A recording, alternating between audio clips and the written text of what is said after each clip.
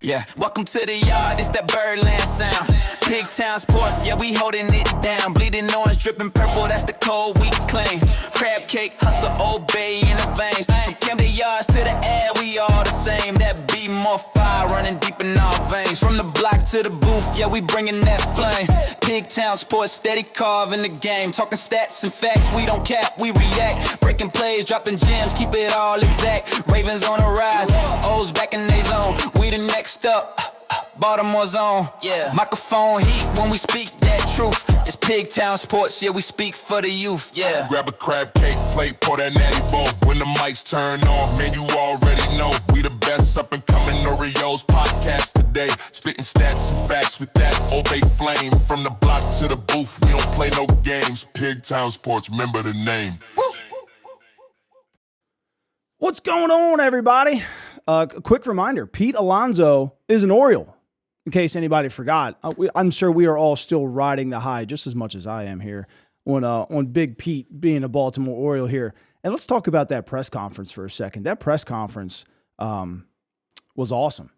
It just felt, you could feel the vibes were a little bit different. The answers were not word salad anymore. Pete genuinely looked excited to be here. Like, watching him kind of walk on the field and just be like, man, it looks so much different from this side. Like, it was cool. And it gives you the feeling that more is coming. Like, they're not stopping with just Pete. And I think Boers has that same kind of feeling too, that they're not stopping with just Pete. Listen, we got a big show tonight. I've got about 30, roughly close to 30 scenes here to go over. And just to give you a little quick tip, we're going to go over Framber Valdez, Ranger Suarez, Michael King, Mackenzie Gore, Freddie Peralta, Edward Cabrera, Joe Ryan, and a little bit of Tatsiali Amaya. There's a lot to go over to cover all of these. If I can't get to all the comments, I apologize. I just don't want this to be a 2.5 hour, 3 hour show. So I'm going to just, kind of go over some things today. Hopefully everybody stayed warm today. I know it was kind of snowing. It was very cold. It's even cold right now. And if you're like me and you become a certain age, you probably shouldn't do this anymore. But this was me today, and I'm feeling it right now. I'm not even going to lie to you. I'm never going to grow up. I'm 37 years old. I'm not going to grow up, and I'm not going to, apologize for it. So I'm sorry. But let's get over it, right? So Pete was that first stepping stone, right? It's something that we needed, but I think we all can agree that they need to address the pitching staff at this point. And what they have right now, it's just not enough. But this is what we had last year. So 2025 pitching ranks. Now, granted, that had Povich, Sagano, Charlie Morton, Trevor Rogers, Dean Kramer, and Zach Eflin, right? So the ERA, they were 24th in baseball. SIRA, which is, we're going to go over here shortly. It's skill interactive ERA. It's something that a lot of teams are starting to look at now because it takes kind of everything into consideration. A single doesn't have the same weight as a home run anymore, like it does with some of the other stuff. But they were 21st in baseball with that, 25th with a FIP, 22nd in xFIP, 20th in K percentage, and 27th in WHIP, 27th in BPAP, 21st in hard hit percentage, and 24th in win probability added. That's what WPA means, win probability added. Now, I do want to touch here. SIRA, before Hyde was fired, as I said, was a 4.62, which is 25th in baseball. After Brandon Hyde was fired, it was a 4.09, which was 11th best in baseball. So pitching got better after Brandon Hyde got let go, but you can see they still finished 21st in baseball. WHIP before Brandon Hyde was fired was a 1.42. WHIP after was a 1.27. So they went from 26th in baseball to 20th, and they ended up landing at 27th overall. And the win probability added after Brandon Hyde was fired. Now, look, they're a negative 3.05 overall. After Brandon Hyde was fired, they were still just a 0.11. So they actually were positive, and they went from 24th to 15th in baseball.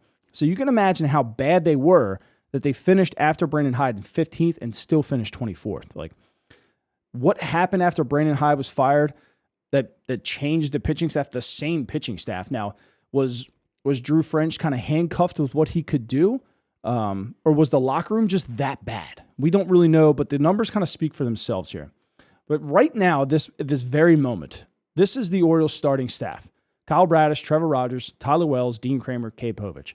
And I think every single person that's going to watch this video in Baltimore, out of Baltimore, doesn't matter. They all will tell you this isn't going to get it done. This isn't going to get it done. Now, again, I just want to touch that out there. I'm not going to be able to get to too many comments tonight. I apologize. If you are new here, please use the sub button.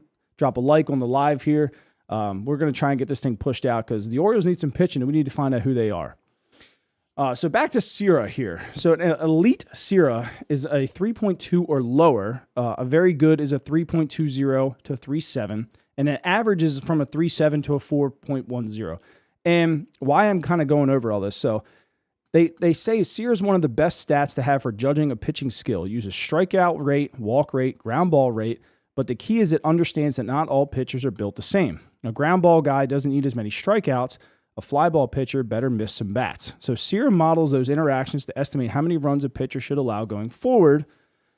So this is why analysts kind of usually trust SIRA. Now, I put this up here to kind of explain what it is because I model every individual pitcher by their SIRA score. So we kind of get an overall idea how they are. So remember this grid here. An elite is lower than a 3.2 and very good is between 3.2 and 3.7. Anything above 3.7 is just considered average. So just remember that.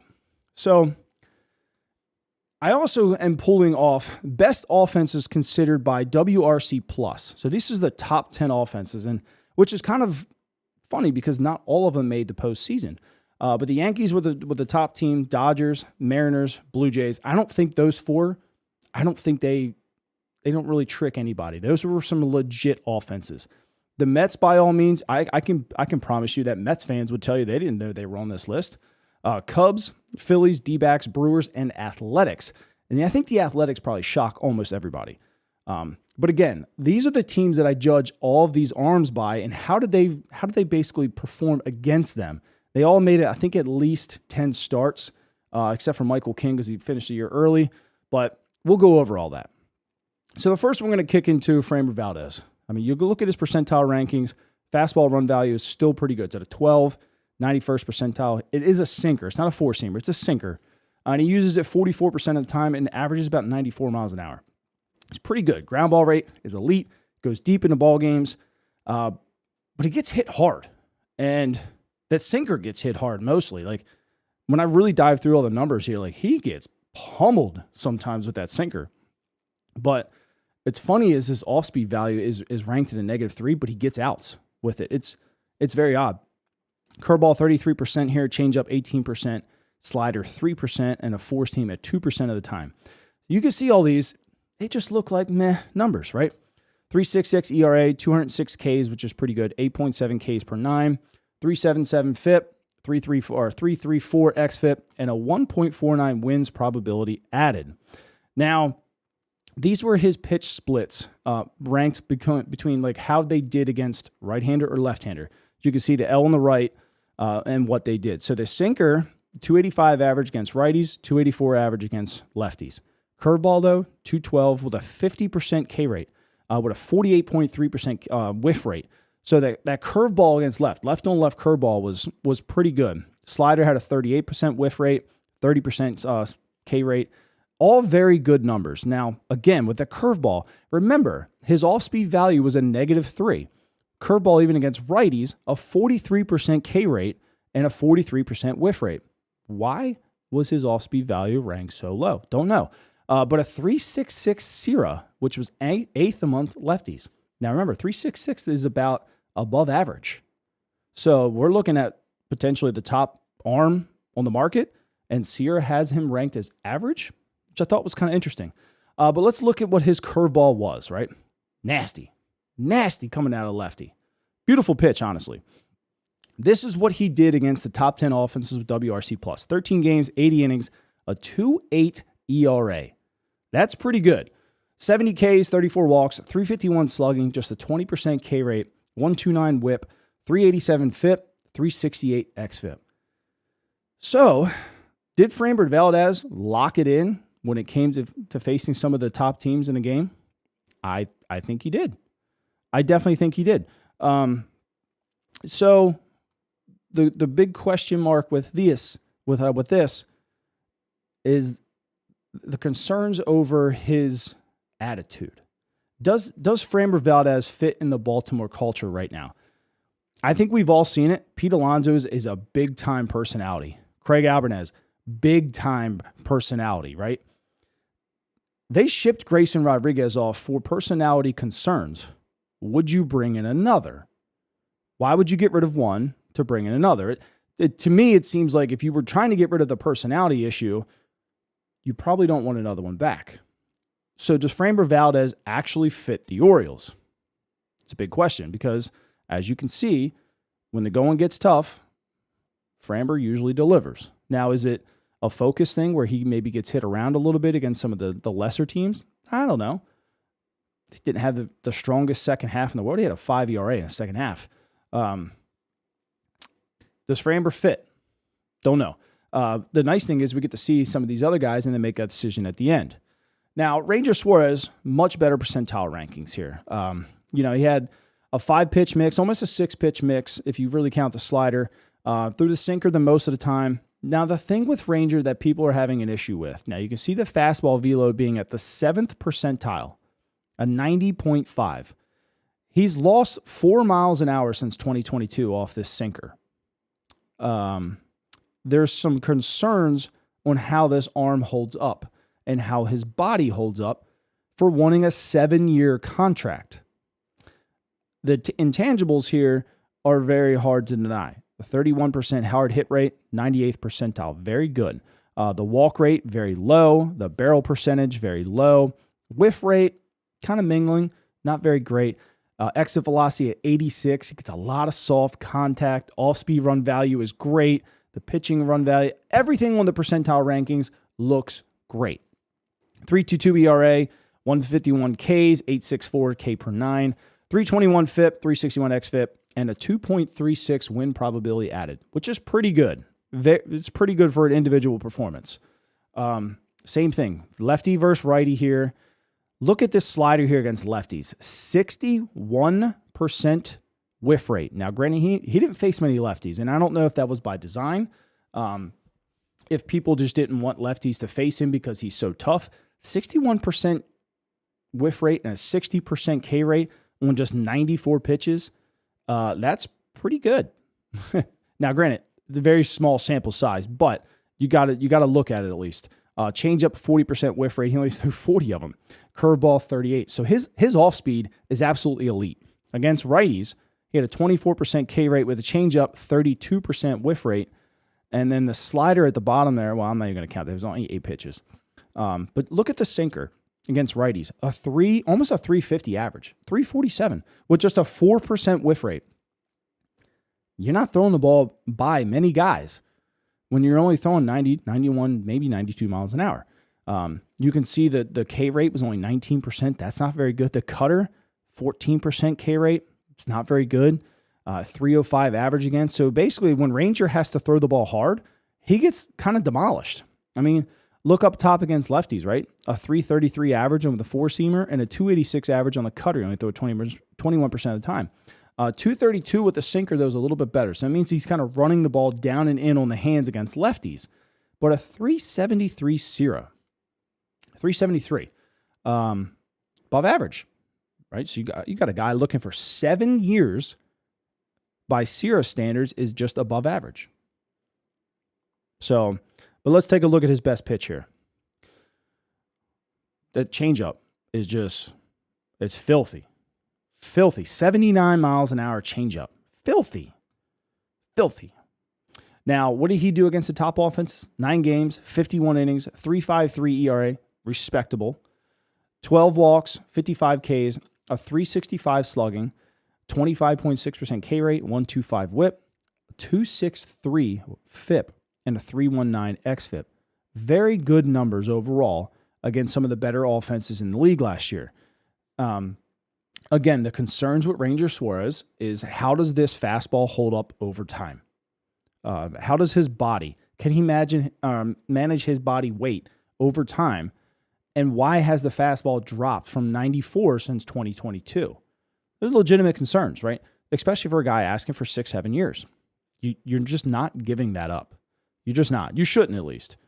We'll go into Michael King here. This seems to be everybody's favorite. And when you look at his percentile rankings, now granted, he only pitched like 70-ish innings or something like that. He got hurt coming off an injury. He does have a 5-pitch mix here. He's got a sinker, 4-seam, changeup, sweeper, slider. It's extremely good. When he's healthy, it's extremely good. The pitching run value is considered poor. Fastball considered poor. Off-speed run value is still elite. Absolutely elite. Average exit velocity was still elite, 87 miles an hour. Hard hit rate was pretty good. But everything else, the ground ball rate was just too low. He got barreled up a lot. The chase rate was meh. Fastball velo, meh. 3.44 ERA. He performed when he did pitch, 76 Ks, 9.33 Ks per 9, 4.42 FIP and a 4.20 xFIP, and a negative 0.7 wins probability added. Now, granted, a lot of that might have been the injury. But when Michael King is on, he's very good guy. Very hard to hit. Now, his injury played a little bit into some of his bad numbers, but whatnot. But let's take a look at the changeup here. Changeup versus lefties had a 188 average against it with a 30% whiff rate and a 20% K rate. The sinker actually had a 41.5% K rate and 158 total pitches. And then against righties here, that sweeper had a 31.3% K rate with a 179 average against it with a 38% whiff rate. That sweeper against the righties. I mean, you're basically looking at a reverse splits guy here. Even the sinker, 208 average, 21% K rate, which is fine. 13% whiff rate, but the 4-seam fastball, he didn't throw it that whole lot. But again, this guy didn't pitch a whole lot this year. These numbers are just a little bit lower than they probably should be. Now, the 3.99 SIRA, that's average, right? The 4.20 was considered average. So we're slightly below the above average part. We're in the average range here. Not very good. Fastball still sits around like 93, I think it was. 93. So, yes, he was hurt. He does throw a little bit harder at times, but he has lost velo over the years as well. His best pitch here it's got to be this sinker down and into righties. It's nasty. It's got a lot of downward in towards the hand movement. I think it's like 9 inches down into the hands of a right-handed batter. It's nasty. When he's on, he's freaking on. But some concerns here. Can he stay healthy? Right? He's only been a starter for 2 or 3 years. Can he still get lefties out effectively? And what kind of contract is he looking for? Is he looking for $25 million a year for 4 years? Do you want to dump $100 million into a guy that, one, maybe can't stay healthy, and two, gets hit around a little bit, and is effective against righties predominantly? I don't know, right? So what does King do against the top offense? Now, he only had 5 games. So 22 innings, hit a 6.35 ERA, 17 Ks, 7 walks, 568 slugging, 16% K rate, a 154 whip, walk in the house, 671 FIP, 494 xFIP. Granted, very small sample size here, but he got pounded against some of the top offenses in the league here. Again, is that the route that you want to go? Is the trade route better for the Orioles right now? Now, think about something here.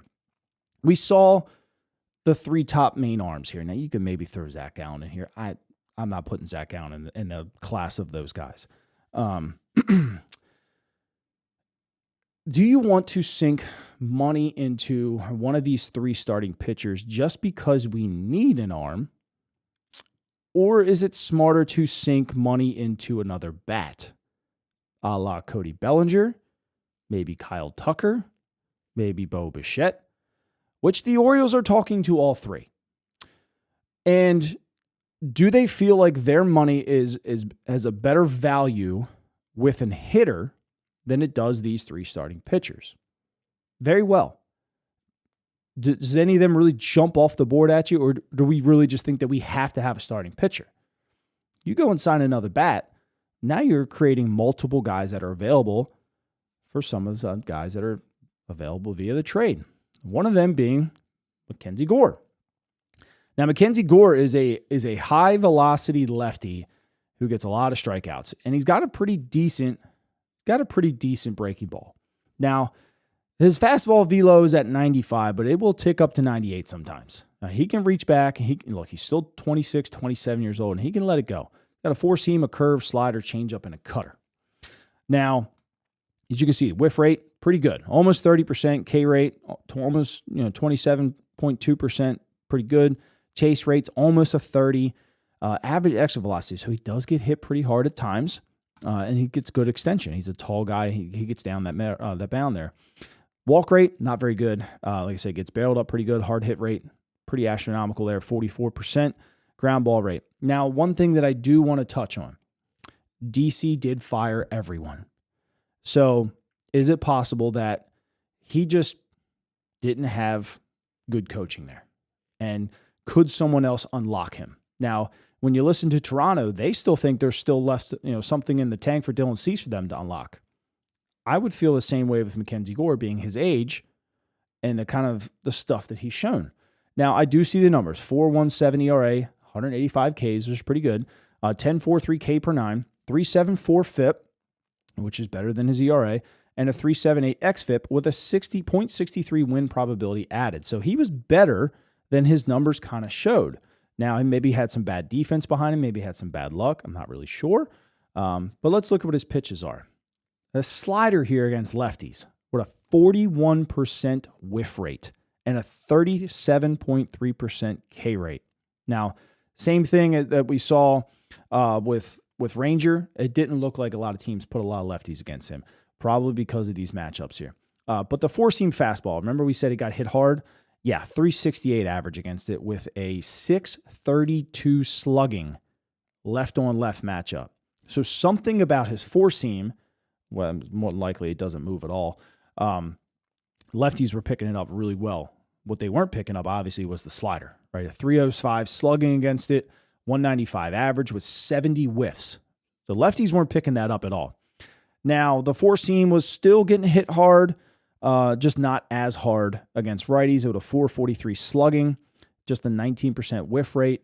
But then back to this curveball here against righties. 39% K rate with a 35% whiff rate, changeup 47% whiff rate, and the cutter, obviously he didn't throw it a whole lot, 41% whiff rate. 39% K rate with the curveball, though, against righties. So this guy gets guys out. Again, but when you look at SIRA, 380 SIRA score, 11th amongst lefties. So slightly above average. Now, I'm on the fence to saying that Mackenzie Gore, with the right coaching staff, gets unlocked, and all of a sudden we just see an absolute monster. Right now, a low-end 3, high-end 4 in a rotation. You give him one good year behind a good coaching staff, you're looking at probably a high-end 2. Like, that's the kind of talent, that's the arm talent that Mackenzie Gore possesses. Now, can you get it out of him? That's a whole nother question. His best pitch here, though, against Bryce Harper, that slider.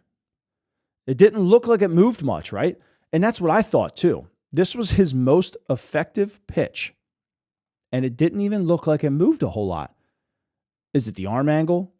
Does it bite at the last second? I'm not really sure, but by the numbers, that was his most effective pitch. It was pretty wild. Now, what did he do against the top offenses? 12 games, 66 innings, 4.23 ERA, 71 Ks, 17 walks, 433 slugging. Got hit around a little bit. 25.8% K rate, 123 whip, 391 FIP, 378 xFIP. So again, you still see those FIP and xFIP numbers being a little bit lower than the ERA. That could have been just the defense being absolutely abysmal in DC. Bad luck and whatnot. We do know that C.J. Abrams had times struggled to catch the ball at shortstop. Remains to be seen, though. Remains to be seen. But overall, I think Mackenzie Gore is a damn good arm to acquire. Now, what it would take, don't know. Asking price, I feel like right now is probably pretty high because, let's face it, everybody needs a freaking arm. And I don't think people are jumping out of their seats here for the free agent guys that are available. I think they want them, but if they don't get them, they're like, whatever. But let's go to Freddie Peralta. Freddie is my favorite by far, and he probably should be yours too. You can see the percentile rankings here. Beautiful, right? Look at that 97th percentile here in pitching run value. Fastball run value, still really good. Breaking ball value, still really good. Off speed, 96th percentile. Freddie Peralta, he got it going on. Yes, he's a rental. But let me give you a little scenario here. If you're Freddie Peralta and you see the Orioles sign Pete Alonso, you already have Gunnar Henderson. You already have Jackson Holliday and Jordan Westburg. You have Adley and Samuel Basayo. You bring in a Cody Bellinger or a Kyle Tucker or Bo Bichette, whatever fits best. You think that guy wants to go maybe play somewhere else? You think so? Yeah, they make a deep run this year. Now, think about the Corbin Burns situation. They had Gunnar Henderson, right? They had Adley Rutschman that was, it just got swept out of the postseason. It scored many runs. What looked bright? Fast forward to 2026, that whole freaking team looks bright. I think Peralta would be more inclined to sign an extension here than anybody else years prior if you bring in another big-time bat. Now, back to Peralta here. Hard hit percentage, just 34%. Really great. 90th percentile. Expected batting average was 209, 85th percentile. Really good. Whiff rate still in the 83rd percentile. K rate, 84 percentile. This guy's got it all for a 4-pitch pitcher. And, the mile per hour, he's still sitting around 95, can hum it up to 97, 98. The changeup sits between 86 and 88. It's pretty good. He had 2.70 ERA this year, 204 Ks, 10.39 K per 9, 3.64 FIP, a 3.85 xFIP, and a 3.52 win probability added. Now, Peralta, look, Milwaukee was a damn good team this year. We're talking a damn good team.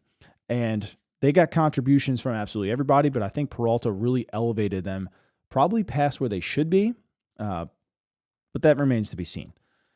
So let's look at this here. Fastball against lefties, right? Being a right-handed guy, a little bit tougher there. 22% K rate, which is pretty good. Gave up 6 home runs, though. Just still a 229 average with a 22% whiff rate.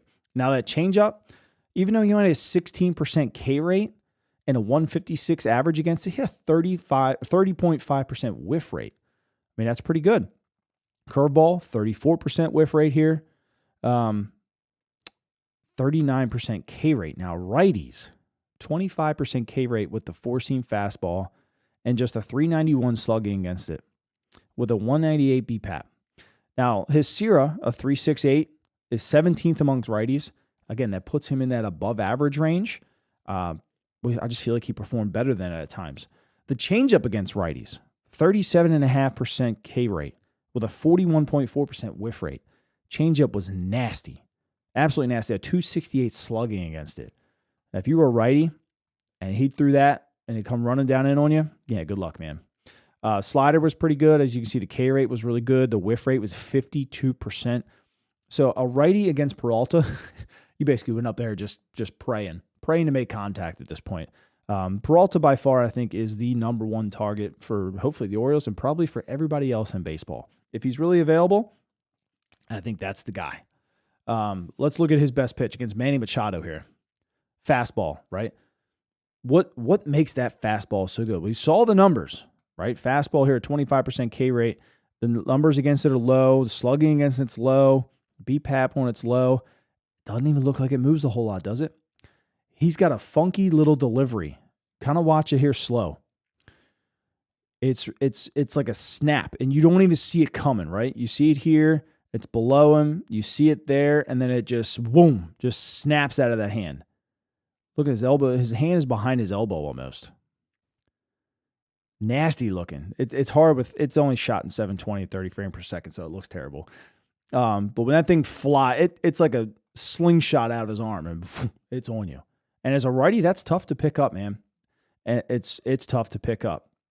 What did he do against the top offenses this year? 12 games, 64 innings, 2.52 ERA, 74 Ks, 25 walks, just a 306 slugging with a 28% K rate, a 1.04 whip, 3.45 FIP, and a 4.03 xFIP. Sorry, doing a lot of talking here. If you haven't yet, like the stream, sub if you're new here. You're looking at the best Orioles content in the greater Baltimore area, so don't miss future updates. But back to Peralta here. What does he bring? He brings ace type stuff to this staff. Is he better than Kyle Bradish? A healthy Kyle Bradish? That's a good argument right there. That's a real good argument because Kyle Bradish is damn good when he's healthy, right? You put the two of them at the top of your rotation against the AL East. I like my chances. Trevor Rogers sitting your 3. Oh boy. You know what I mean? Oh boy. He's a good player here. All right, so we've heard a lot about Edward Cabrera. Eddie's pretty good. I'm not even going to lie. I'm not even going to sugarcoat it. Eddie's pretty good. Fastball run value at a -12, which shocks me, right? Because he still throws 94, 95 miles an hour. Now, granted, he is still coming back from an injury. He was fully healthy last year, but that first year back, your fastball velocity is typically just not there just yet. But Eddie's pretty good. Now, the breaking roll of run value, 94 percentile. Off speed, 88. Fastball velo, look, it's kind of funny here because their movement profile, I was looking at the wrong thing, my bad. I was looking at changeup. So his changeup's 94. Fastball's still at 97. So Eddie's pretty good, right? Chase rate, 74 percentile, pretty good. Whiff rate, 78. K rate, 74. Everything looks pretty good. He does get hit hard at times. 46.4% hard hit percentage, but he's a ground ball pitcher. Now, he's a righty, and you're going to have lefties facing him, but I still take ground balls at almost a 50% ground ball rate. Why not? 3.53 ERA, 150 Ks, 9.81 K through 9, 3.83 FIP, 3.62 xFIP, and a 1.18 win probability added. Excuse me. What is he best against lefties with? It looks like it's the curveball. 46.3% K rate with almost a 49% whiff rate, a 111 batting average against it, and a 185 slugging percentage against this curveball against the opposite hand here. That's incredible. You know, most lefties love a right-handed curveball. Comes right into the sweet spot. Not Eddie's. Eddie's is pretty good. Now, nothing else like, look, the sinker, just a 3.7% K rate against lefties. Not very good. Just a 9% whiff rate. He can't squeeze that by him. Now, the four-seamer looks like he gets him by him just a little bit. But the two of those alone, 400 average and 348 average against, his hard stuff gets hammered by lefties. And it's probably because they can see the ball for a while. But look at the four-seam fastball at a 933 slugging. Lefties crush that fastball. But what about righties? Now, righties, same thing with the sinker. And this is where Eddie kind of gets in trouble. A 2% K rate and 248 pitches thrown against the sinker, with just a 9% whiff rate against righties. And then you look at the slider. Slider's got a 45% whiff rate with a 29.3% K rate. Same thing. Sinker, slugging is a 641. So he gets hit hard with the straight stuff. It, to me, says that sinker just really doesn't move. Changeup, pretty good. Curveball, very good. Both up over 40% K rate. And then the curveball with a 40% whiff rate right on right here. Now, I didn't mean to do that. I screwed that all up. My bad. So a 3.72 SIRA against is 20th among righties. Slightly above average, right? But let's look at his best pitch. This is against Kyle Schwarber here. It was like a little frisbee, wasn't it? Just a little frisbee. Look at that thing again. A little frisbee up in there. You think it's there? Whoop. Like Chris Berman up there. Whoop. You know, just gone. Let's look at that one more time. It's in there and then it's whoop. Gone. It's a nasty pitch. There's a lot to like about Edward Cabrera. Now, what did he do against the top offenses this year? 10 games, 51 innings, 4.76 ERA, 50 Ks, 19 walks, 448 slugging, 22.9% K rate, 133 whip, 508 FIP, and a 377 xFIP. That odd numbers there, right? Odd numbers. But this is why we show you SIRA, FIP, xFIP, all that crap. So you can get a broad understanding of what these guys are. Eddie's pretty good. Would I give up top talent for Edward Cabrera? It's questionable. He does have control. He does throw hard, but we saw the hard stuff gets annihilated. Do you want to invest in that? That's the question. Do you think you can fix him? That's another question. do you have the time, right? So if you traded Kobe Mayo for this, would you be happy? I don't know. I really don't know. I've seen some guys say that Jordan Westberg might have to go for this. No. Just going to kill that rumor right there. But let's take a look at the very last one here. Good old Joe Ryan. Is he really available? I was listening to some Twins podcasts. They think he might be. Now, they think that Pablo Lopez is probably more available, but they think that Kobe Mayo would be available for Pablo. I'm not trading Kobe Mayo for Pablo Lopez. Now, I'll include him in a Joe Ryan trade. Would he be a headliner? Probably. I mean, you're talking Kobe Mayo was he was a top 15 prospect in baseball, before he got called up. Top 15. That doesn't go away. I've seen some people they want to gauge and judge by what he's done in his rookie season. Kind of dumb to do that, but I mean, that's just what we're at in life. But Joe Ryan, fastball or run value here, 93 percentile, 15. It's pretty good. Fastball velo, even though it's only at 94-ish, 93.6. They got him at 37th percentile, but yet his fastball run value is 93 percentile. Sometimes it makes you realize that velo isn't everything. And Ryan's why? Because he can locate the dang thing. But the chase rate, not all that great. K rates still are. How funny is that? They don't chase him very much, but they still strike out a hell of a whole lot. Joe Ryan's a very odd pitcher. Very odd pitcher. When you look at these percentile rankings, very odd. Now, he is a 6-pitch pitcher, right? He's good luck up there. Which one of these 6 is he throwing here? An 0-2 count. Oh, good Lord. Right? But that led him to a 3.36 ERA, 190 Ks, 10.3 K per 9, 3.69 FIP, 3.66 xFIP, and a 2.02 win probability added. Now, what did he do against lefties here? I'd say he did fairly well. Fastball, 236 average against, 445 slugging. At times got hit hard. Just a 22% whiff rate. Split finger, kind of same thing. Nothing really jumps off the walls here against lefties. The sweeper was okay with the K rate. Just didn't throw it a whole lot. Now, what about righties? Fastball here. 41% K rate against righties. With a 163 average against it and 306 slugging. 32% whiff rate. Same thing with a sweeper. 36.5% whiff rate with a 34% K rate. And then you get down here to the curveball. He only threw it 37 pitches, but had a 37% K rate on it. Split finger, 33%. So Joe Ryan strikes righties out, I should say. And their slugging against him outside of the sinker at a 500 really wasn't all that great on any of these. And yeah, he did give up 6 home runs with the 4 seam to righties and 10 of them to lefties. But listen, I mean, he made pretty much all his starts, so you're going to see some numbers inflated at times. But a 3.30 SIRA, 9th among righties. Now remember, that's in the very good range. So is Joe Ryan the target?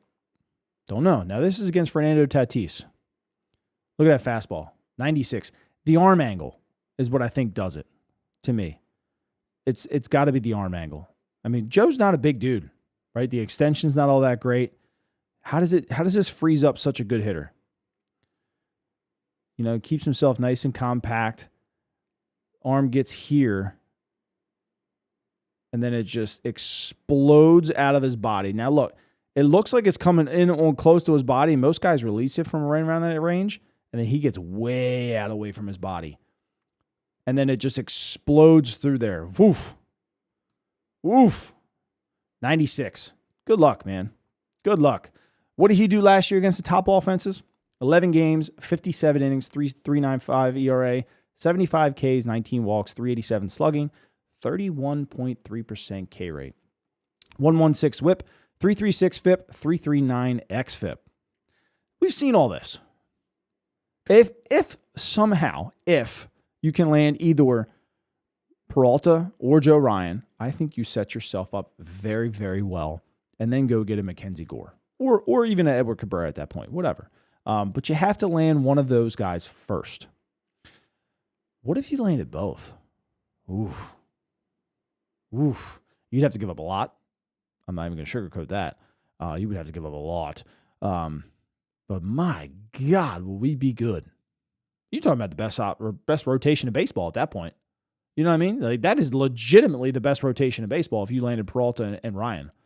And 100% could guarantee you that Freddie Peralta, if you had Joe Ryan too, would sign an extension here. 100%.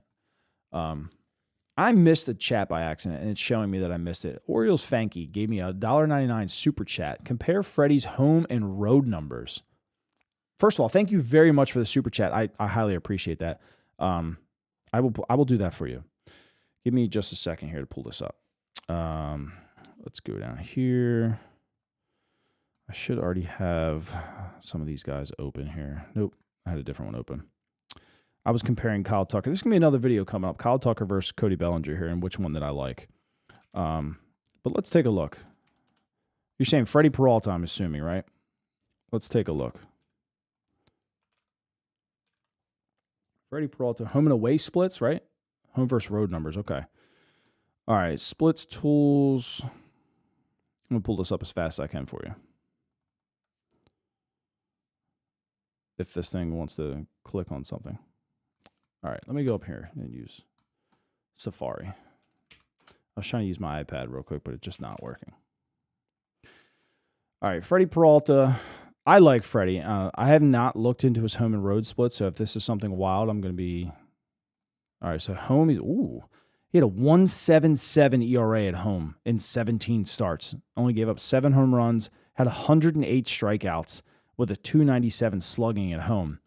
With a 90.5% left on base, 2.82 FIP, and a 3.58 xFIP, 29% K rate. Whew. Outstanding numbers there. 3.71 ERA on the road. I think that's pretty good. That's pretty good. 14 home runs. So he gave up more home runs on the road. Still a 194 average against and a 358 slugging against. 27% K rate. 115 whip. Left on base 80%. So here's where it's different here. The FIP was a 4.54 and the xFIP was a 4.15. So a little bit different on the road for Freddie Peralta there. And I'm okay with that. I still think he pitched fairly well on the road. Those are the kind of numbers you typically see with pitchers. Yeah, they're either really good on the road or they're really good at home. Obviously, he was really good at home. But listen, you come to Baltimore and you're really good at home. I'm going to be pretty happy about that. Not even going to lie to you. So we actually only have just a couple more here. So it's a 42-minute, man. Usually I'm only done talking after like 20 minutes or something. But so I do have a link down in the description here on YouTube. If you guys are interested, I did find this from an account called Japan Ball. Please go watch the entire video and sub to him. I did pull most of these numbers from him. Well, at least the 2 graphics at the top here. I pulled the 2 graphics from him. The rest of it's just online. You can find it. But what I noticed about Amaya, a 1.99 ERA since 2023 in 470 innings. He had 495 Ks to 176 walks. You're looking at a 26% K rate for Amaya. Now, so he has 3 really good off-speed pitches, and those 3 equated to last year a 180 average against with a 26% K rate. It's got a changeup, a splitter, and a Vulcan change that he taught himself mid-season there. And it was the first time, 2025 was the first season he's posted an xFIP that was better than league average against lefties. So he pitched an xFIP below a 100 against lefties. Now you can see 23, 24, 25 here. He got injured in 2022. Came back in 2023, made about 19 starts, and then he was fully healthy in 24 and 25. So he started racking up the innings again, racking up the strikeouts, 130, 187, 178. ERA went down from a 2.30 to a 2.34 went up, and then a 1.92 last year. Now, the hits, all pretty decent. Home runs seem to go down every year. Walks were an issue in 24, but not too much in 25. And wild pitches went down. So you can kind of see his average four seam was about 95 miles an hour. Slider is roughly about 86, changeup about 90 or 83. So you could have a 95, 96 mile an hour fastball and an 83 mile an hour changeup. Now he throws a changeup against righties 3% of the time. So he's throwing his fastball 53% of the time, almost 54% of the time against righties. And then he's throwing the fastball about 43% of the time against lefties. I didn't even see that there. Max was 99.4 miles an hour against righties and 98.8 against lefties. The guy can hum it up there. Can that play? Can he withstand a 5-man rotation in the U.S.? They have a 6-man rotation in Japan. What I thought, now Japan Ball gave me some player comps on this. Luis Castillo, and I'm guessing that's because of the right-handed high-velocity fastball, he said his ceiling was Joe Ryan. And he said with the arm angle, he compares him to Trey Savage. I think we all know is pretty freaking good. So Mai, who is linked to the Orioles, according to Japanese accounts and according to Scott Boras, is linked to the Orioles. Does he come into the plans here? I mean, it's a different ball game. I'm not even going to sugarcoat that. It's a completely different ball game coming from Japan to the U.S. But when you throw 99 miles an hour, I think you can play with that a little bit. Now, his strikeout percentage against lefties with the fastball strikes percentage was 68. So he threw a lot of strikes there. But the whiffs was only 16. He wasn't missing many bats with the fastball against lefties. Same thing with righties, only 23.5. Now, look at the slider. Slider, 53% whiff rate. Slider against lefties, 35. Those are respectable right there. Curveball, not very good, at least against righties. Now, again, does he fit into the plans? Where would he fit into your rotation? Are you comfortable if you went and got somebody like Freddie Peralta? You could probably put Amaya at 4 or 5 and let him get his feet wet. You probably could have a 6-man rotation and let maybe Tyler Wells here and there have a spot start. Now, early on in the season with the days off and stuff like that built into April, you don't need a 6-man because these guys are getting plenty of rest anyway. Now, coming down late into the year, this is where these guys start to get tired because they're not used to pitching every 5 days. That's where the 6-man rotation could help a guy like Amaya. Now, what is his contract like? That's what I don't know. Typically, a lot of these guys get between 3 to 6 year deals. What's his run value per year? Again, I don't know. We would have to guess it's going to be over 20 probably. He is a Boras client. Boras isn't stupid. He sees these numbers, right? He's going to spin these numbers very well. Oh, guy's throwing 98, 99 miles an hour. Like, every team in baseball wants that. Let's fork out here $30 million, right? He'll start at 30. That's just how he works. So, but does he fit? Can the Orioles outbid everybody else? That's a whole nother question. But he's a very intriguing arm. And you can see some of these numbers here. The swings percentages are pretty good. Pretty much everything except for the fastball. The whiff rate is exceptional. Now, what can you get out of that? Does it translate here? I don't know. I had to add this up because I just happened to peek over. Do I ever sleep? No. I've put probably about 8 hours into this video making all these different slides. So no, I don't sleep. But I enjoy this stuff because I like talking about it with you guys. But you bring a guy over here like Amaya with Drew French and Mitch Plasemeyer and whatnot. What can they get out of him? Especially that first year. We thought we were going to get a lot of it out of Sagano. Now, granted, I think a lot of Sagano was just being his age and then coming here and having to pitch more often. But at times, Sagano looked really, really freaking good. And then he would just leave a ball over the middle of the plate and give up 30-some home runs. What are you getting out of that again? So a lot of these guys do come here and perform really well. Sagano was just kind of an outlier. I wouldn't say an outlier because not all of them come here and do really good. But we've seen like a Maga come in here and do really well. Obviously, Ohtani come over here and do really well. Is it a risk you're willing to take? That's the biggest question. I feel like where they're at right now, they can afford to take these kind of risks. Now, if you could go in, maybe say you get somebody on a 1-year deal, whether that be like maybe Zach Allen, which I doubt he'd take a 1-year deal. I don't really even like Zach Allen. That's why I didn't include him. But either way, you get somebody else, right? Even if you sign 2 guys, would you still go after Amai? I would. Why not? Yeah, and then you can float Dean Kramer in a trade for somebody else, right? If you're that confident on Maya, like, could you float Dean for a Joe Ryan trade or a Freddie Peralta trade? Now we don't have to send off Kobe Mayo. You save him for something else. I don't know. I really don't know. I seen somebody say Bassett might take a 1-year deal. It's very possible. It's very possible. Now, I realized my face wasn't on that screen. I apologize. Is there somebody else that we're not even thinking of? And I think that also could be in play.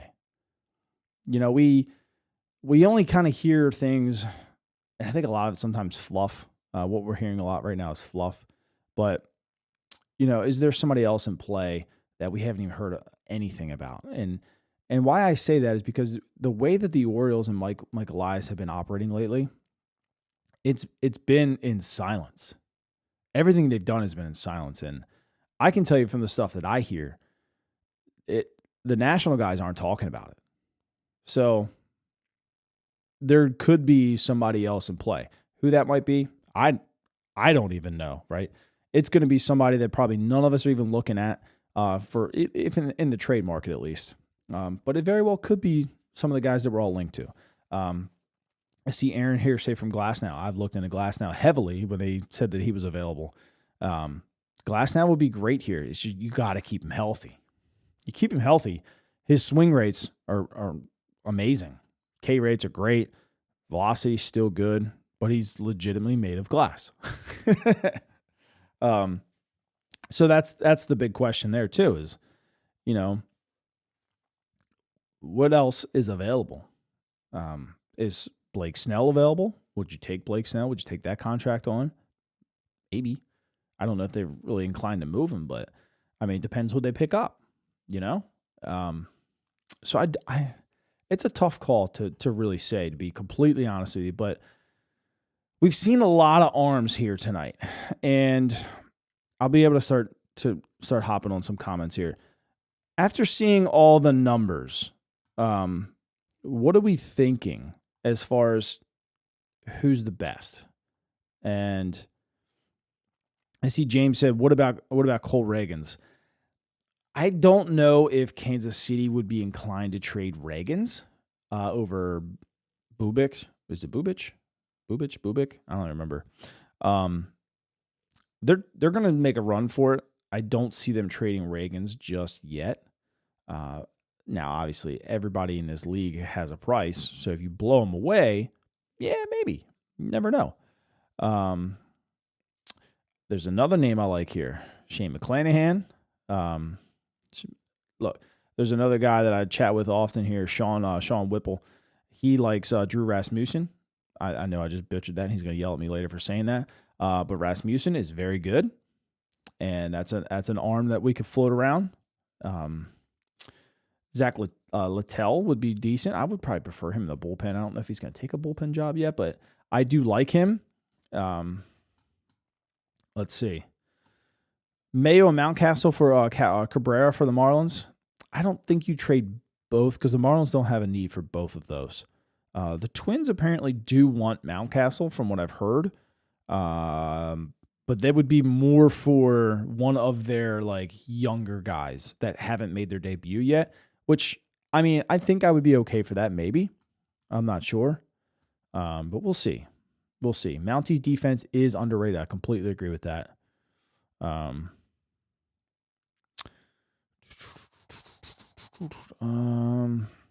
Let's see if we can kind of, wow, you guys are 313 freaking comments.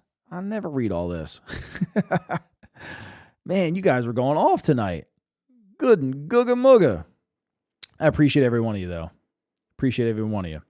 Again, if you're ever on YouTube, and if you're not on YouTube, please hop on over to YouTube. YouTube's the place to be. Drop a like on the stream over there.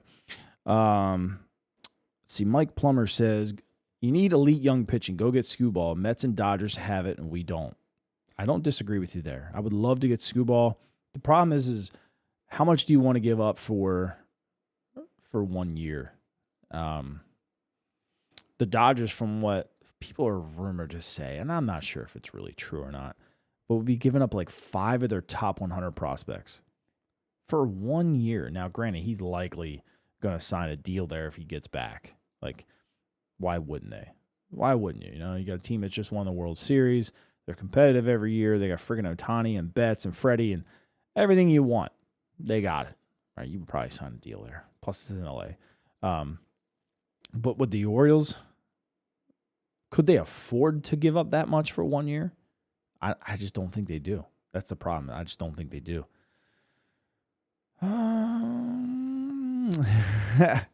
Somebody said, hi, what are you implying here? King's agent should return the phone calls if he wants to sign a deal. Pretty much exactly what it means. The Orioles have been trying to sign Michael King, and they have not returned the phone call. So if he wants to sign a deal, pick up the phone. That's pretty much exactly what I mean there. Now, has he spoken to Boston? I don't know. I just know from our end, he's been a little bit tough to get a hold of, at least or return the call or whatnot. Now, that could just be like maybe holding off to see some of these other guys sign, see what the market value is what he's being offered kind of fair. You want to try to usually kind of play that to your advantage. But it doesn't look like Ranger or Framber are going to sign anytime soon. So eventually, probably kind of just either have to say, I'm holding on. You have to say something. You can't just let it hold off forever. I'm holding out a pipe dream for a package deal for Buxton, Joe Ryan, Pablo Lopez, and they sign Ranger, Framber, King. I mean, that would be a good package. It would be a good package there.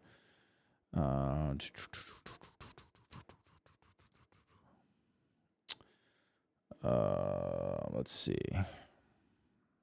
You throw Kowser, Povich, Trey Gibson at the Twins, they might think about it.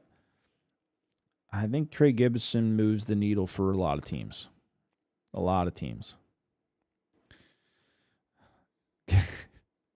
So, yes, I mentioned that I spent about 8 hours on this, and I hit a block at one point. And I hopped in Discord here with Nick, and I was like, Nick, I'm stuck. I don't know what to do. And I started explaining my intent of how I wanted this stream to go. And we basically just talked this out, and I scrapped the whole damn thing and just went with a different direction, and I think it turned out perfect. So thank you very much, Nick. Everybody owes Nick a big thank you for this stream going as great as it did. At least I thought it was great. We'll see. No shot on Amaya. It's hard for Japanese player to go to the East. I definitely think it's very hard. I wouldn't say no shot. There's always a shot. Michael King is the name of my history teacher next semester. Got to sign him. That is awesome. That is awesome. Zach Attack says Justin Verlander. I think we're past that point. I think we're past that point. Now, was his numbers and a lot of metrics pretty good last year? They were. I just hope the Orioles realize that they're past that point. And now it's time to go and get one of these young studs and try to lock them up long term here. It's been tough on the Orioles to kind of keep guys either healthy or just good enough through a lengthy season. And I just don't, somehow, some way, like Verlander would just stink here. And then, of course, that's all you're going to hear about. I would just stay away from it. I need to trigger warning for that rotation again. My bad. Oh, man. That was a good one. Morton was the stud in his prime, yeah. Mai said he wanted to beat the Dodgers in the World Series. Wouldn't that be cool if he striked out Ohtani for like Game 7, bases loaded, 2 outs? He probably wouldn't be in the game, but if he was like that good at the point where you brought him back in to close, like you did for Yamamoto, that'd be sick. That would be sick. Bradish is the ace. I agree. I don't think it matters who they bring in right now. I think Bradish is still your ace. Let me scroll back down here. I don't want to miss any of what you guys are saying now. Bassett or Michael King? That's a good question. I haven't looked at the two of them compared to each other, to be completely honest with you. Brian says Freddie P and Michael King are my dream scenario right now. I think that would still be pretty fine. Again, it just comes down to can you keep Michael King healthy? That's the big thing. That's the big thing here. Get back here to where I was. Okay. Step forward. They went from a playoff berth to last place. They did. But I think they're taking a big step forward here now. They got the guys in they need to, and they're going to start getting some guys that we're not even thinking about. Let's see. Peralta feels like the best current fit than Joe Ryan. I think I agree with that 100%. Now, I think Peralta's probably going to cost the most as far as acquiring. Maybe not, though, actually, because Joe Ryan has more. He's got more control. I would say Joe Ryan's probably cost the most. But Peralta's not going to be cheap because so many teams are in on him. It was different with Corbin Burns because nobody even knew he was available, really.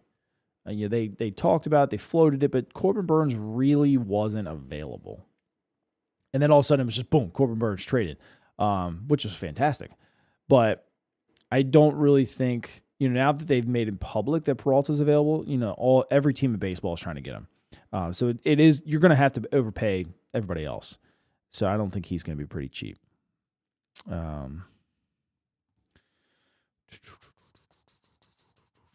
Truly amazing information here. I appreciate that. Move Mountie, Mayo, Cowser, Povich, and for Buxton and Ryan. I think you take Mountie out of there. This package for Buxton and Ryan would be Beavers, Mayo, Bradfield, Kramer, and Gibson, and maybe one other. Maybe even Mia to land Buxton and Ryan. It would be extensive, I think. Buxton means a lot to them, but Joe Ryan's going to be expensive too. Again, you're going to have to overpay everybody else. But to get two of them, man, it would have to blow their socks off, I think. I want Ranger Suarez. I think I still like Ranger, but it may be like a 3 or 4 year deal. I think they're kind of leaves the Orioles in a good spot. Still a great pitcher. The Yankees built a dynasty because they sold high on Sterling Hitchcock, Russ Davis, Gerald Williams, Ricky Leedy, Hensley Mullins. I might have said that wrong, but they kept Jeter, Bernie, and Posada. It's very true. Very true. At some point, you got to let go of some guys, and you got to bring in talent. Now, look, I love every guy that we have on this current roster. But if you can bring in Kyle Tucker, Cody Bellinger, Bo Bichette, I'm sorry. These are proven guys in the big leagues that have done it at a very high level, and I'd take them in a heartbeat and figure the rest out later. Freddie Freeman and Screwball are really good friends when I read. I could believe that. I mean, Freeman gets along with everybody. He's a dude. The O's don't go all in. They go home early again. Listen, they don't start off hot. And look, it doesn't matter who they bring in either. It really doesn't. If you don't get the core playing up to their potential, and I'm talking Henderson, Holiday, Westberg, Cowser, Beavers, Basayo, Rutschman, if you don't get the core of this baseball team playing how they should be, the O's aren't going anywhere anyway. That all falls on Donnie Ecker and Dustin Lynn and Craig Albernes. I have faith in them to be able to do that, but again, they absolutely have to do what they're supposed to do, and if not, we're going nowhere. Let's see. Mai should be a long-term, and King should not have a deal longer than 4 years. I think I would probably agree with that. I think King at 3 to 4 years is really solid. Really solid. But I think he's probably pushing for a little bit more, but listen, just have a good conversation, realize where you are in the market, realize how often you're injured, and then let's go from there. All right. Does it sound like all these starting pitchers have a weaker market than they expected, and that's why it's going slow? I think so. I think Framber expected to go out there and just light it up, but I'm pretty sure that every team in baseball may have concerns about his fit in the clubhouse. Maybe. And look, Ranger. I think a lot of teams really want a Ranger. He's not budging from 7 years, and neither are the teams. They're not giving him 7 years. No, not with the fastball declining like it was. I think most teams are looking at him at 3 or 4 years. But it definitely could be a big major play in all this right now. Excuse me there. Oh, what else we got here? You trade for Peralta and Gore only. I think it'd be all right with that. I like both those guys a lot. I like both of them a lot. Those have been underspending based on their revenues, and David Rubenstein has unlocked the vault. Elias only needs to go for it. I think he's got the A-OK to go do it. Arrighetti and Rubenstein both, they want the money spent. And I really do think that Mike Elias had a talking from God, so to say, from David and probably from Arrighetti too. Like, hey, like, we're here to spend money. We're here to win baseball games. Like, let's go get this done, because everything across the board for the Orioles has completely changed. Completely. And even like with the Pete Alonso situation here, like they brought in Craig Albernez, and within 1 hour, he blew him away. Donnie Ecker, same thing. They were in the same interview. Donnie blew him away with how he thinks he can fix his swing. And the Orioles did their job. They blew Pete and his family away. Apparently, they've revamped everything when it comes to like families and player families and how they take care of them and travel and stay. Completely revamped everything. They're spending like the big dogs on player family. And they want to keep morale up, and it just seems like everything in it about the Orioles has changed. Mike Elias's demeanor, his talk, everything. And he's not afraid to say certain words anymore, like World Series. Like, we're going for it. We used to get a lot of word salad. Ain't getting that anymore. Now I'm kind of getting right to the point. And it's, I want to spend money. I want to find good players. And we're going to try our damn best to do it. But we'll see. Step 1, checked. Step 2 and 3 need to be checked. Step 4, maybe another hitter. Step 5, there's a lot more steps to check here. So let's see. Let's see where they get done. Chances Seattle picks up the phone for Brian Wu. You got to blow their socks off. They'll pick it up, but you got to blow their socks off. They're in a position now to make a run, a World Series run for the next couple of years. For them to trade somebody like Brian Wu, you're gonna have to blow their socks off. And I'm talking like Jackson Holliday, Adley Rutschman. For some reason, they wouldn't even want him. I'm just throwing high level names out there. Jordan Westberg, and Beavers, maybe even I won't even say Basayo because they just don't need him. But you would have to just blow the socks off. Michael Forret and Gibson, like they're a good team now. They're going to be a top 3 team in the AL for the next couple seasons. I just don't see them moving Wu at this point. That you had to get him before they realized they were good. That was the problem. What starter do I want the Orioles to get the most? Freddie Peralta by far, I think. By far. Freddie just seems that he fits everything that this team's trying to do. So what it sounds like is a big bat like Tucker or Bellinger or Bader might be on the front burner more than we think in order to create the most opportunity to gain a pitching value for a trade and signings. You're a smart man, Adit. You're a smart man. I do think they sign another bat first to open up Cowser or open up Beavers. Would it suck to trade Beavers? It really, really would. But if you got 5 years out of Cody Bellinger, who's won an MVP, does it lessen the blow a little bit? I think it does. He plays center field, right? He checks another box for you. He can DH. He can play first base. So there's a lot of cans that Cody Bellinger can do for you. Would I love to keep Beavers? Hell yeah. Not even going to sugarcoat that one. But we're in the business now to make this team a championship baseball team. And sometimes you're going to have to make a decision that you don't want to bring in some top talent. But if Dylan Beavers also lands you Joe Ryan because you signed Cody Bellinger and he was available, I'm pretty sure none of us are really going to complain that much, Do you think there's a solid chance he owns sign King, or is he not pick up the phone? A bad sign. I think there's still a chance. I think they're waiting. It's just a bad look of how they're waiting. But I don't blame him, right? You want to see what the market is. You don't want to sell yourself short. You don't hit free agent very often. You're probably never going to hit it again. So, he's playing his cards. I can't really fault the guy for it. If we sign Tucker, I bet Michael King returns the O's phone call. He's going to return it regardless, eventually. I think, just like I said, right now, I think he's just, let's see how long this takes, and let's see like where my offer is compared to where maybe it could be. So if we have to wait out a couple days, yeah, whatever. You think you're favored on King? It's very possible. From what I've told, Donnie Ecker absolutely blew King away in their interviews. Came in there and told him, hey, you're good. And he did the same thing with Ranger Suarez. They talked to both of them. Hey, you're good. This is why I think I can beat you. This is what you do when you get in trouble. This is how you're tipping some pitches.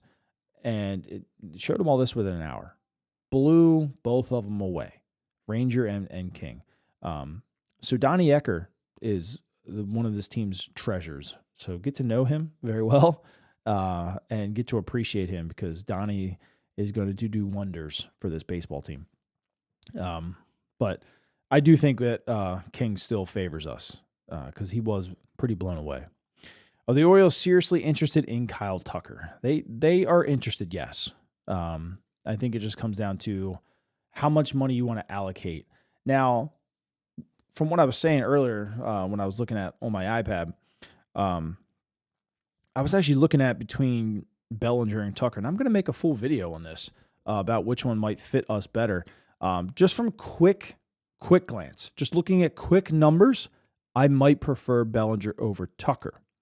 At least since 2023, he's just been a better hitter. Now, would I care if I got either one of them? No. But just very quick glance. I haven't dove into this because it's going to be a separate video. It's just a very quick glance. What have they done since runners in scoring position since 2023?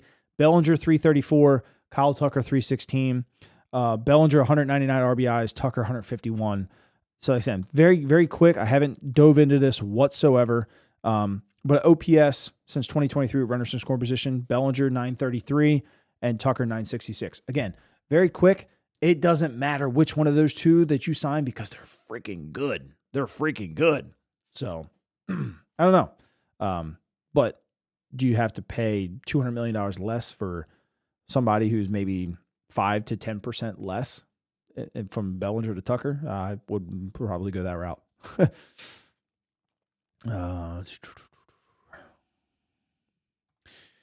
This will be interesting here. Boston's mostly cheap right now under Henry. Yanks have a tight budget. I think Peralta's traded to the Mets. O's get King. Yanks trade for Alcantara or somebody else. I don't know. What do the Yankees even have to land a trade? Spencer Jones? Like, who really wants Spencer Jones? That's just me. I could care less about Spencer Jones. Of course, he hits some home runs and he strikes out 40% of the time. Like, cool. I don't know. I just don't think they have enough to land Alcantara. Don't know, though. Sebastian said, Lucas Giolito. I wish I should have added him in here, but this would have been a really long live if I would have added really everybody that I wanted to. But Giolito is pretty decent. I think I would put him in like a 3 spot, maybe a 4 spot.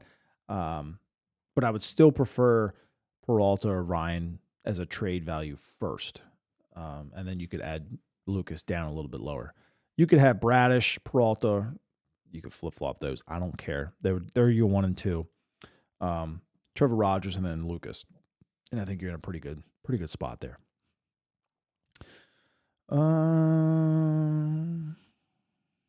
Let's see. 4 max for either Ranger or King. I think that would be fair. Brian Wells says, let's get Tucker and Freddie Peralta and roll. I think that's pretty freaking solid. I was on a honeymoon in Italy when we acquired Corbin Burns, getting at 2 a.m. text from Gabe. I remember that, man. That was fun. Who lost in fantasy football? I stopped playing fantasy football a long time ago. I got bored of it.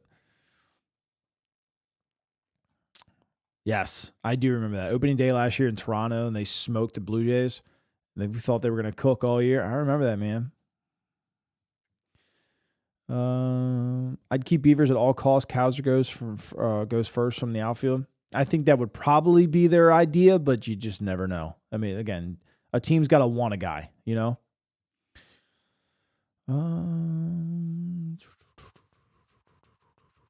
MLB Spaces says Michael King. I mean, he's got some decent stuff. He's just got to stay healthy. Just got to stay healthy. Turns out crossing up your catcher and drilling him in the chest costs you some millions. Maybe. Look, somebody's going to eventually get desperate and give him some high money. It's going to take longer than he expected.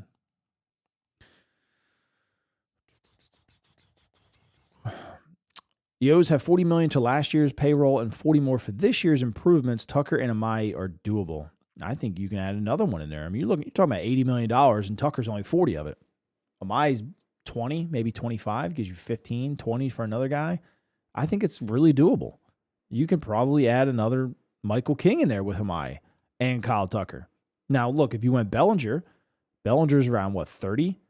Right? So that saves you another 10. And then if you went Ranger at, we'll say if you wanted to go high AAV for 4 years, right? You gave him 30 a year. So now you're at 60. And you still have another 20. Then you give him my 20 a year for, we'll say 5 years. Let's get funky, right? Like, it's really doable. It's really doable. At this point, something's just got to come to fruition first. Yeah, I did see this. The Orioles are reported bidding more with Boston, the Yankees, and Michael King. If you were Michael King, would you want to go back to the franchise that made you a bullpen arm and then traded you? And I'm talking about the Yankees. Like, would you really want to go back there? I wouldn't. So I think it might just be down to Boston and the Orioles. You just never know, though. You just never know. There's going to be another team in that mix, too. I can promise you that. Angels or somebody like that's lurking. Texas. Somebody's lurking out there that's going to sign him, maybe. If the Padres are willing to trade Morjan, who am I willing to give up? I admittedly don't know who that is. I will look that up and get back to you. Gallen will have a huge bounce back year somewhere. Maybe. I'm afraid of Zach Gallen, to be completely honest with you. I'm afraid of him. I feel like he's a guy that the metrics have kind of gone down a little bit, but it's very possible because of his pedigree and what he's done in this league. If you can sign Bellinger and trade Cowser and Mayo for Mason Miller and Morjan, you would have to add a little bit more for that, Raphael. But I think you're on to something there. Listen, I heard at the beginning of the season that San Diego called like 15 times last year before 2025 started. They want Enrique Bradfield. They think that he's the best center fielder in baseball, and they want him. And I guess they would move Merrill to left. But you got Ramon Laureano, so you don't have to do that anymore. But if they still like Bradfield that much, you would have to probably throw Bradfield in for Mason Miller. I did hear that the Orioles did have a conversation about Mason Miller with the Padres. I don't know who it was about, how much it would be for, like player-wise. But it was just on Twitter, so everybody else can read it too. That they did have a conversation among probably 75 other teams, even though there's only 30. But you get my point. Everybody and their mother wants Mason Miller. Thoughts on a Pivetta trade? I like Pivetta for the right price. Now, the problem with Pivetta is he's a rental. He signed that deal, and being a 3-year deal. The problem is he has a player opt-out after this season, and I think, and when I remember, don't quote me 100% on the price, but I do remember, I think next year, after this season, this year he makes 20 or 20-something million. Next year he makes 14, so he's going to opt out, obviously, right? Because he's not going from 20 to 14. Right? He's going to make more of that on the open market. And then the year after that was 18. Again, he would make more than that. So Nick Pivetta is going to be a 1-year deal because he is 1,000% going to opt out. So who do you give up for that? Because they're going to try and sell you that he's under team control for 3 years, and he's really not. He's not staying, especially if he pitches well again. He is not staying for $14 million. So that's something they had to take into consideration too.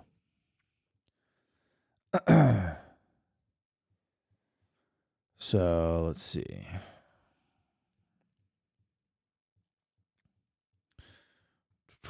Elias should not overestimate where we stand right now. We're in the thick of things, but Tucker and Bellinger brings a separation from the pack. 1,000%. 1,000%.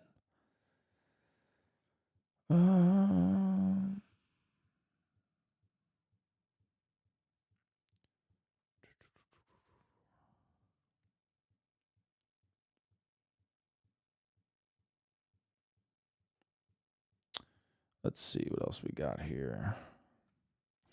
Are Mayo and Mountcastle both going to be traded this season? I think so. There's just not a whole lot of room for both. Could you keep one of them? Sure. Why would you? They both technically do have minor league options. I just, at that point, you're just kind of rotting them away. It's just kind of not worth it. Spencer Jones overrated. I completely agree. Haven't you heard from Yankees fans Spencer Jones the next Ken Griffey? Yeah, sure.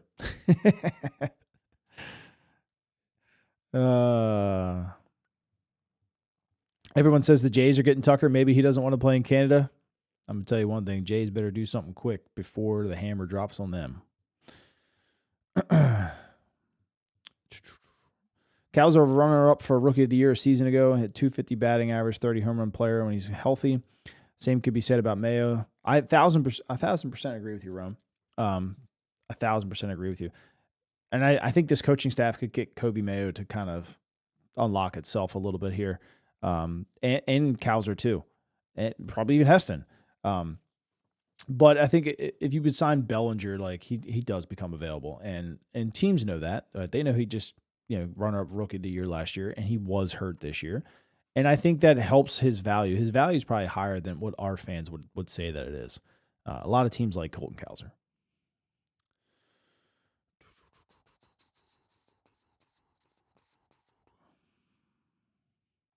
Carlos Lagrange, yeah, I looked into him last year. That kid chucks the ball. Absolutely chucks the ball. He would have been fun. When I was looking at him, he was like, I think he was like a lower 30 ranked prospect for them, and he shot up the boards this year. Austin Hayes reunion, I don't see the fit. It could happen. I just don't see the fit.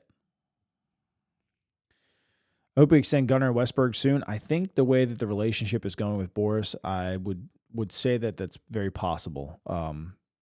That one of those could happen this year. Will they? I don't know, but they could. The relationship with Boris is getting a lot better, and it's pretty exciting. I want Luke Weaver for the bullpen and Sean Armstrong. Was it Sean Armstrong or Sean Newcomb? Newcomb was pretty good, too. I have to look into Armstrong. Brad Keller's another good option, but Luke Weaver is probably one of my favorite.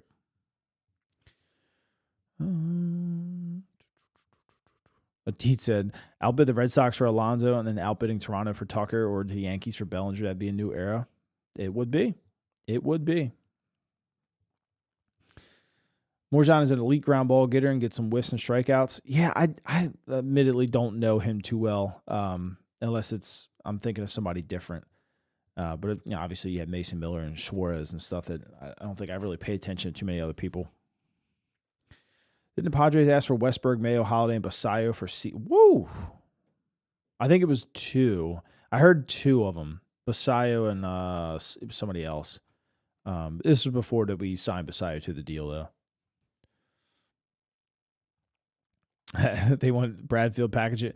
I'd love to have Merrill here, but I think he really enjoys San Diego. Freddie Peralta, Framber, or Gore, Freddie? Very quick, easy. Freddie. I love Freddie. Do you think Kjerstad has a future in this organization, says Landon? He's got a jersey on his back. He's always got a future. Doesn't matter his age. You start hitting, somebody gets hurt, boom, there's your shot. Have some guys jumped him right now? Yeah, they have. But again, you come out hitting and you play pretty good defense. Somebody gets hurt, there's always a shot. So, yeah, at this point, just keep the jersey on your back and keep swinging.